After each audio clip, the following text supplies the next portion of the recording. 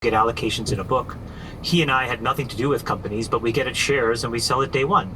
Then there are people that have been in that company for 6, 7, 8, 9, 10 years who sit around, twiddling their thumbs, watching all these other people Make generate money. one day returns. There was a tweet that Bill Gurley had yesterday that says there's a well-known crossover fund that over the last year has printed $1 billion of one-day share gains.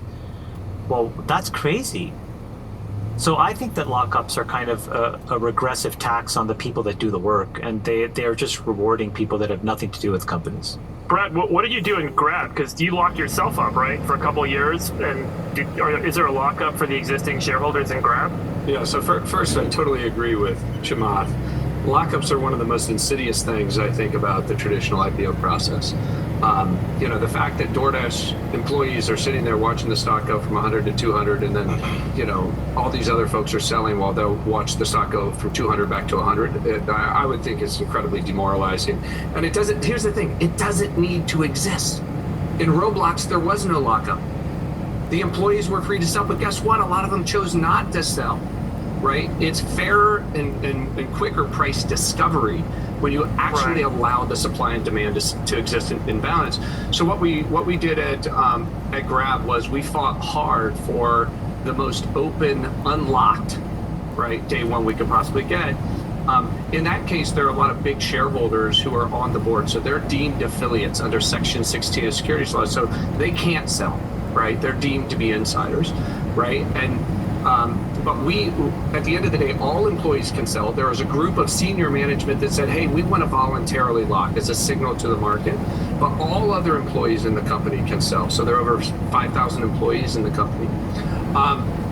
And all of the early shareholders can sell on day one. And I think this was the first time I've seen this in this alternative IPO. So we have almost a third of the entire share base of the company that is available for sale on day one. Incredible. Hey, Brad, can I ask one more question? The economics for Grab, are they better under your structure than they would have been for a traditional IPO to get the same amount of capital, and they're paying 7% to the underwriting banks? As we all know, Bill Gurley has laboriously pointed out and documented that there are two expenses to a traditional IPO. Right, there's the upfront fee, 5.5%, 6%, whatever they're paying on the amount of capital raised. But he would argue the much bigger expense, right, is the indirect cost of the structural underpricing. Right. Right. So in a traditional IPO, let's say you have a $10 billion enterprise value raising $1 billion. If it's being underpriced, he would argue structurally by 40%. We can all debate that, but that's $400 million of dilution to employees and to existing shareholders. I think everybody in the Grab process, both the buy-side portfolio managers from Fidelity, Janus, T. Rowe, et cetera, as well as the company, believe that we got a 20 to 30% higher price than a bank would have got because of the conviction the portfolio's managers had as a result of the significant investment we were making in the company, as a result of the fact that we were locking up our promote shares, our sponsor shares for 3 years. And so if you say it's 30% on a $4 billion raise, that's over $1 billion of savings, right? Over $1 billion of indirect cost savings to the employees and the shareholders. And for me, our North Star is founders. And so we literally have deconstructed the IPO at every step of the value chain. And to say, Rich Barton, my thought partner in this, he's on the board of Netflix when it went public, took Zillow public, took Expedia public.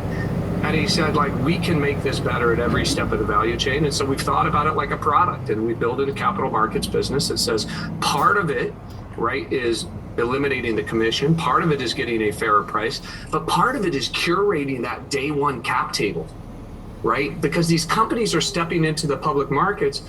And, as Rich has said and others have said, think about all the curation that goes into a private cap table.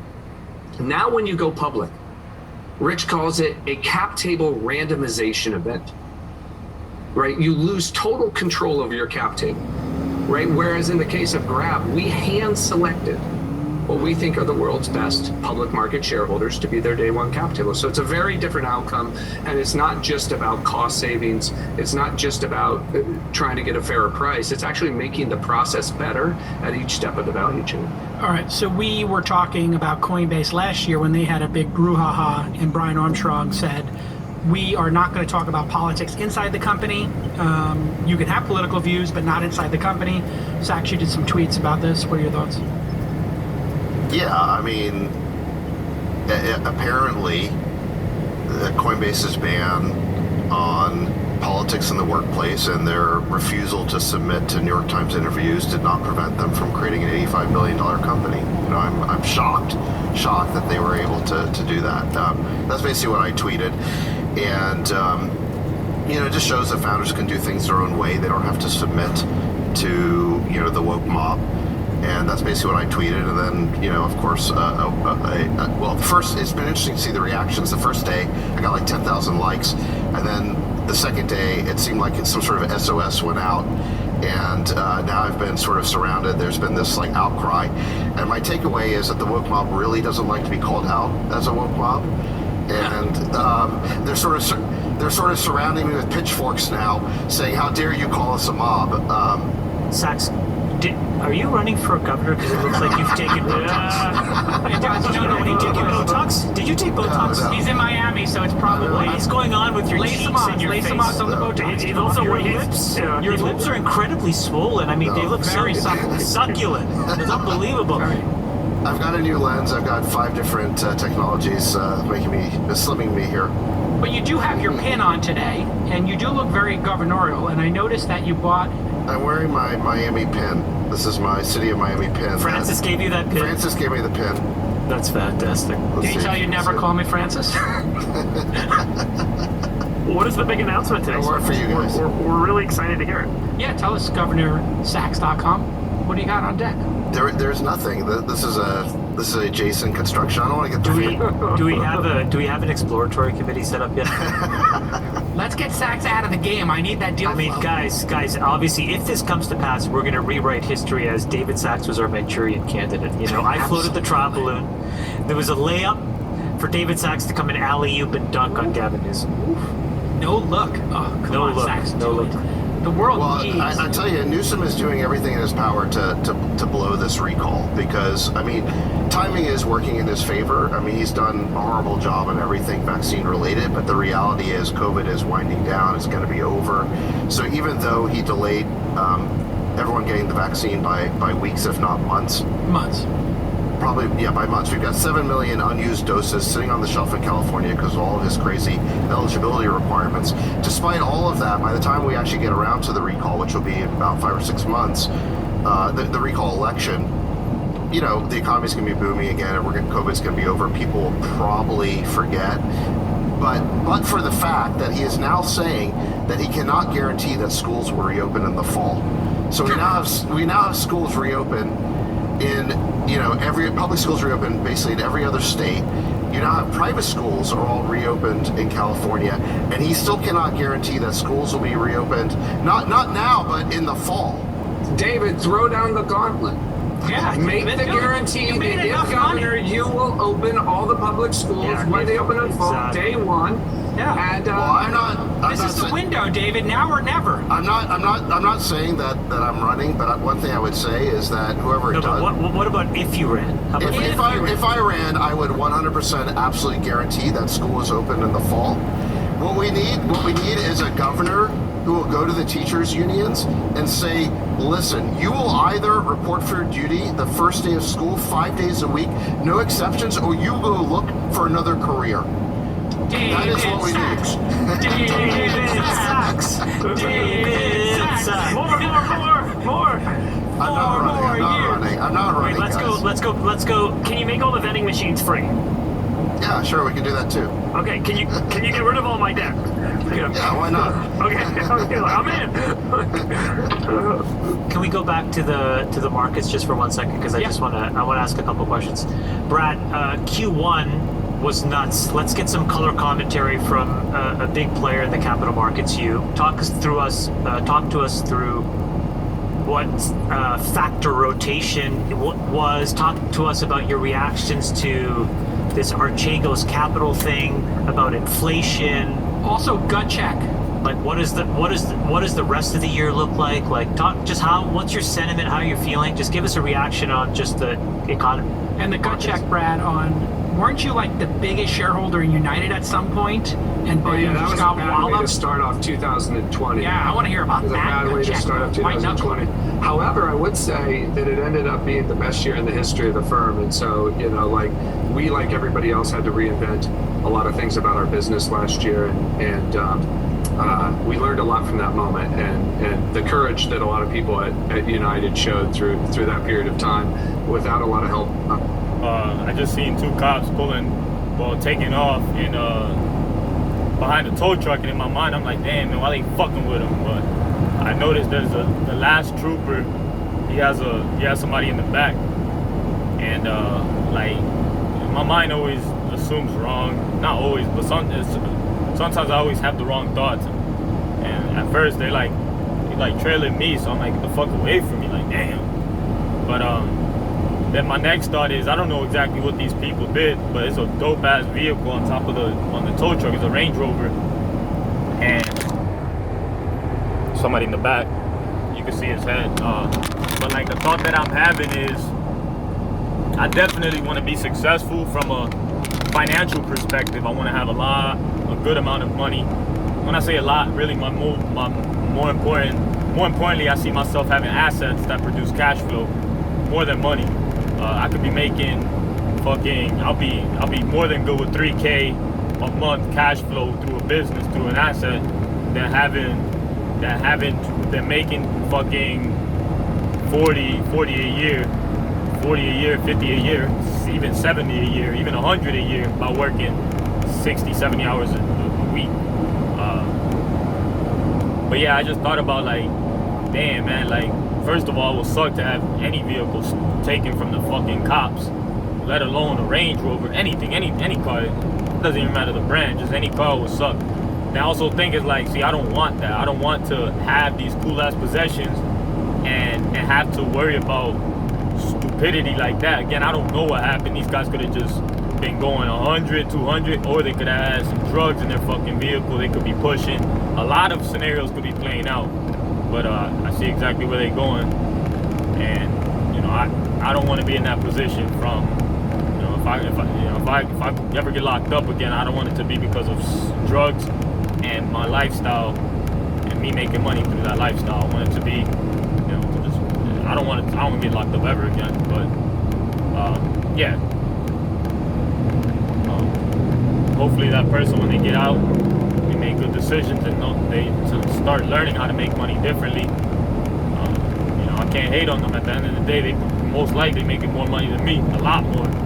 Have a lot more bitches, enjoy life a little more than I do from just being able to do things in this world perspective. But I want to move differently. I want to move knowing that nobody could take what I'm building away. And even if somebody did try to take it away, I want to have the ability to build it again and have that confidence to just do it again and not really be well diversified to where it doesn't affect me, to where it doesn't put me back at zero. And then also from an educational perspective, being able to just build it again, not give a fuck, being so diversified in a way to where it doesn't really affect me. I'm okay. I can just do it again, and I have money set aside. I have assets still producing cash flow.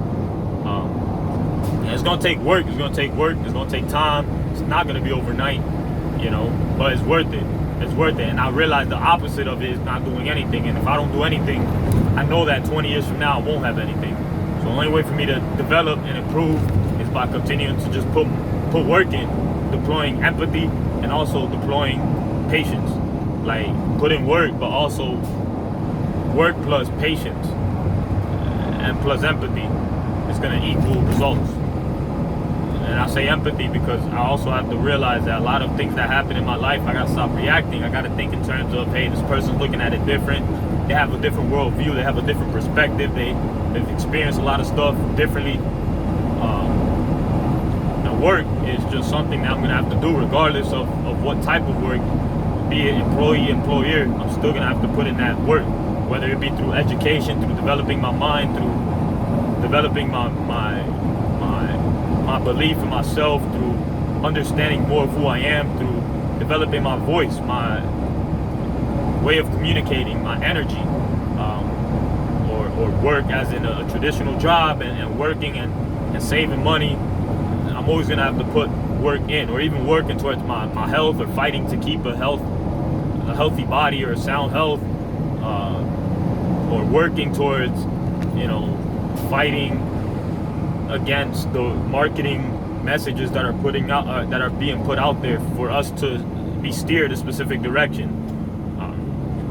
All this takes work, from a mental, physical perspective. It all takes work. And then empathy. No, I said empathy, work. And patience. Patience is just something that I'm gonna realize. I have to realize that, like, most people that I respect that have a strong income are older, and they all, like, it's true. It's like all the development phase happened while, I don't want to put myself in a position of like trying to compare. I'm this age, because I do that often. I'm like, I'm this age, I got X amount of time to start getting it, because these people are at this age. It's like, what the fuck? What am I doing wrong? I think like that sometimes, but that's not right. That's not the right way. For many reasons. Number one, everybody has a different path. Two, some people actually deployed consistency, some didn't. Also, some had less information to dilute. Whatever the case is, I have to fight my battle. I have to win at my war. I have to win in my game. So I have to be patient with myself and realize that it's going to take time. And even when I've made it, it's still going to take time. It's just a matter of, what am I going to do in this time? Even if the results come, am I done? Am I going to stop? No, I got to keep going. So realize that I have to appreciate the time I have, and just be thoughtful that accomplishing to be more specific, a strong financial statement, to accomplish to accomplish being in a strong financial position is going to take time. And yeah, there's scenarios where I could make money like this, and I could hit hard and, like, make a alpha returns, if you will, on, for example, a cryptocurrency, or for example, I invested early into a golfing company, and it's not a lot, but relative to where I was at the time, is good for me. And I believe that even if they decided to go public, that's going to be but that's, it's theory right now, I don't know. But as long as I keep investing, I have a bigger opportunity to make stronger income than not. But regardless, it's going to take time, it's going to take patience, and I'm just going to have to keep moving and just taking action as I move forward and learn and navigate through this earth. Health, family, finance. Health! Family! Finance! As long as I deploy, keep it as simple as possible from that perspective. Just remember, health is always going to be important, because I can have all the money in the world, but if I can't walk, if I can't walk because of a lack of me taking care of my health, it's not cool. It's like, fuck, man, it sucks. I'll have to deal with it, but at the end of the day, it's not. If it was my fault, if it was because of me, if I'm, I hit 120, 150 years old, I'm over here, I can't walk because I didn't exercise, or I didn't take care of my legs, and I didn't move, I'll be mad. All that money isn't worth it. It's cool to have it, but and I'm sure it'll make things a lot more convenient. You can buy technology and stuff that will probably help with that, but the point is that let me use another example. There's some chronic illnesses. There's just stuff that money isn't gonna help much, and if I can prevent it just by keeping myself healthy, I will. And I'm gonna keep holding myself accountable and just keep doing. I don't have to go all out, but I do have to maintain, and I have to stay active. Wrong words used, whatever, but I have to stay active. My whole life, I just gotta stay active. Walking, jogging, exercising, biking, skateboarding, skating, fucking swimming, anything just to pump my blood and get that bitch going through the system. I just keep moving. Family, I always have to remember that I'm not here by myself, and even though I have perspectives, and even though, you know, it is what it is, the past is the past, my family is developing, and, you know, as I get older, my relationship, me and my mom always had, like, it's weird, like, I say we don't, but we did. Like, my mom, she's always been super cool, and it was me. It was a lack of maturity, and damn, the cops are fucking running rampant today. It was a lack of maturity from when I started to, like, think differently about my mom's. And I say lack of maturity because I started to look at it from a what didn't she provide versus actually focusing on the stuff that she did provide, and the stuff she did do.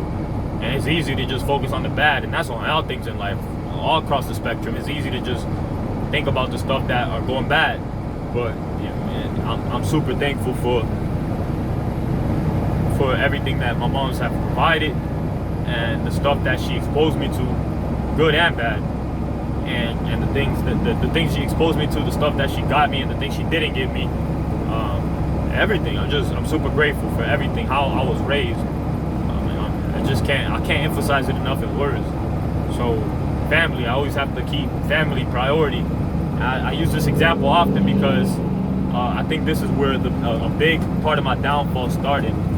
I remember when I got introduced to multi-level marketing, they showed a plan on a whiteboard or on a screen, and on white screen, and the one thing they talked about is why.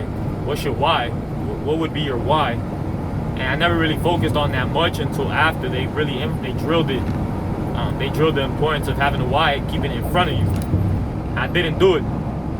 All to say, around that time, I was involved with this chick, or should I say this bitch, and she became more of my why. You know, as sad as it may sound, or as romantic as it may sound, I don't fucking know.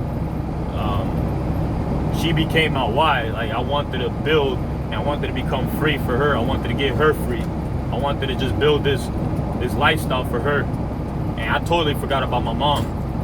But, and I didn't include the details initially. When I first saw it, I thought about my mom. I didn't think about her. I thought about my mom. I thought about making my mom, like, not ever having to work a job ever again. And with time, and being involved with this bitch, or this woman, this chick, I started to make it about her. I wanted to do that for her, not even for my mom. I started just wanting to do it for her. And the funny thing is, like, I don't know internally I just know my mom is, I appreciate her the way she is. She's just fucking awesome to me. And she's just like any human, you know, we barely ever get at it. Like, we barely ever argue or stuff like that. We ever have disconnects. Partly because we don't communicate like that every day and stuff, but it's cool. Like, the way we communicate is perfect.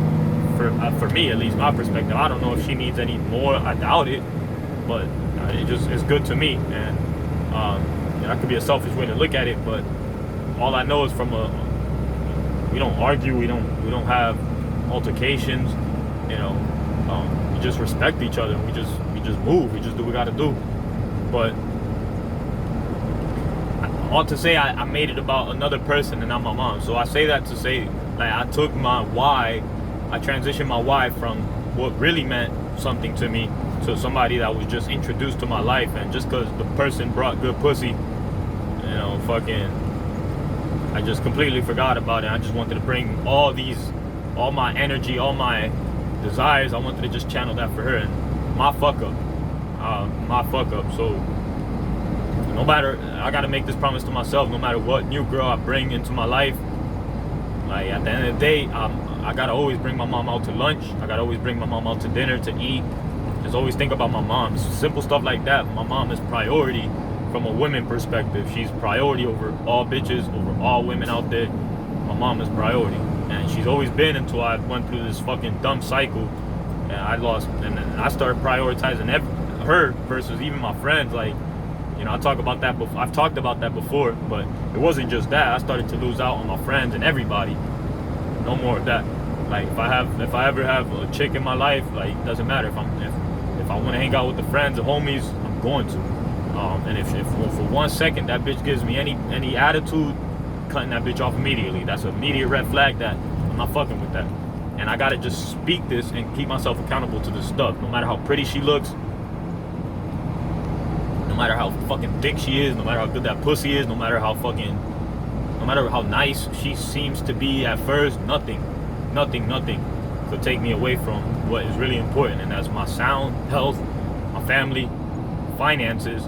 That's another pillar that I gotta keep in mind, is if this bitch is a liability to me, if I see my bag going down from I'm doing stupid things, either I better control myself or cut that bitch loose, because she gotta be an asset to my life. If not, and not just an asset, not an emotional asset, not a sentiment asset, and when I say that, I'm thinking about making me bust type of asset, not just a pleasure asset, because I can get that from anybody.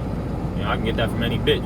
So I need an asset, a woman that's gonna bring value from a financial perspective as well. If she's just there just to pull from my bag and just do shit, she just wants to be available just to do stuff, that's cool, bitch, but what are you providing? Are you actually providing income from an asset perspective? Not just working hard and, even though that would be cool, that's good, a girl working hard through a job, whatever she got to do, and if she wants to pay for stuff, let her. But I'm not trying to bring no liability in my life. I have enough expenses in my life, not a lot, but enough. God damn it, enough to where I don't need another human as an asset. Now, if I have a son or kid, that's just part of life, and he's just gonna have to, he's not gonna be spoiled. He's just gonna get what he can, and he's gonna learn. He's gonna get what he can. I'm gonna be thoughtful about how I spend. I'm not gonna spend based on, trying to please anybody. Like, God, fuck that shit. Not like I did before. I have to learn. But family, that's family. I gotta keep family priority, and also spend time with them. Just like hang out. That's the cool thing about family is it doesn't, like, sometimes the closest people, like, it depends, but I don't know, my mom isn't expensive. I'm okay with, my mom is cool. She's just, and I don't mind spending $100 for us going out, 50, $100, 200, whatever I could at the time. If I have to, I don't mind it. Number one, because I got it. Two, because it's my mom, and it's just not a problem. Like, as long as it's not a problem internally for me to do it, like, it's not a problem. I'll keep doing it. And then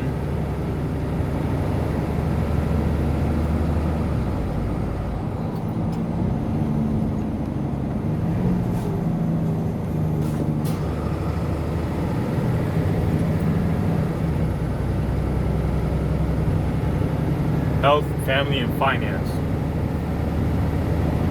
Yeah, that's pretty much it. Finance, I think I spoke on that between both, but finance, I just got to keep educating myself in the space, in the financial space. Realize that it's going to continue developing. I'm going to continue developing. I'm going to look at it different. As long as I'm working, I'm going to continue investing it.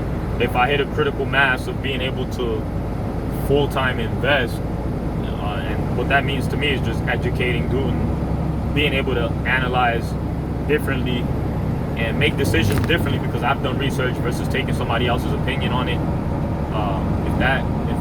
When I get to that point of critical mass, then cool.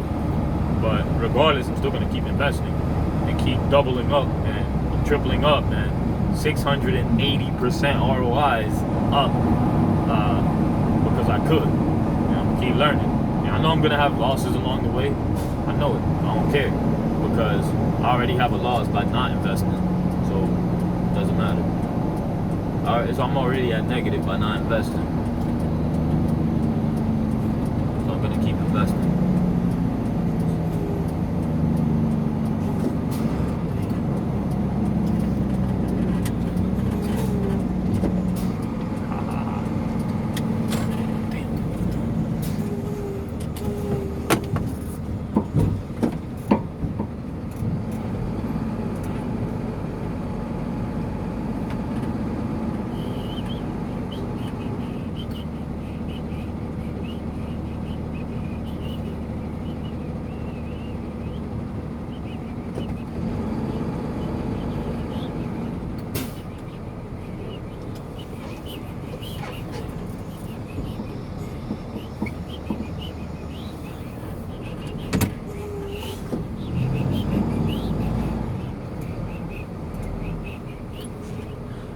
I just want to breathe again, but she stole my lungs from me, and I don't know how to get them back. Every day.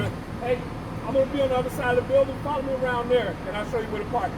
It's open that way? Yeah. Okay, usually this gate's open, but it's locked, so Yeah, it's open that way. Yeah. It's in the back, I'm aware. I just didn't know anything was open.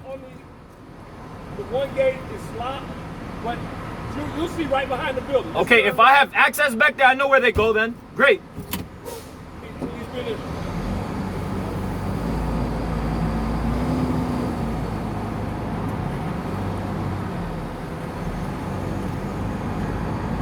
I just want to be with you. You took my life alive. You took my soul. You took my soul. I trusted you. I like that. You stole my soul. I trusted you.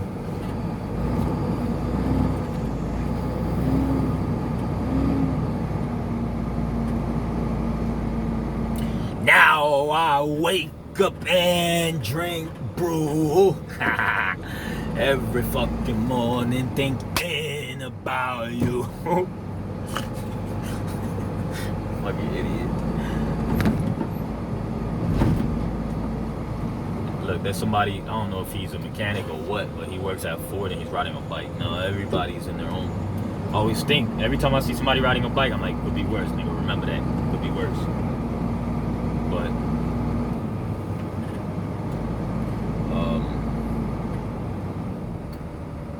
it could be worse by the end of the day.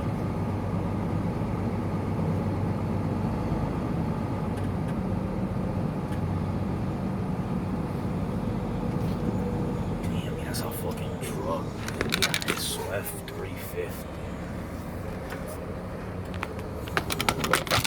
Love big boy truck like that.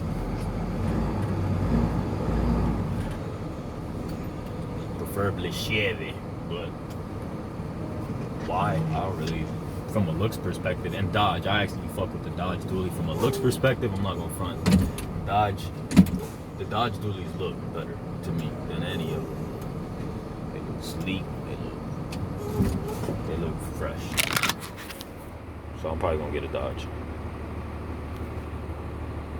I'll get both. Let me take this vehicle off the bed and keep growing.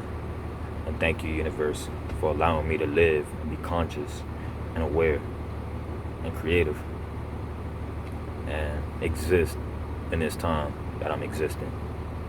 Thank you.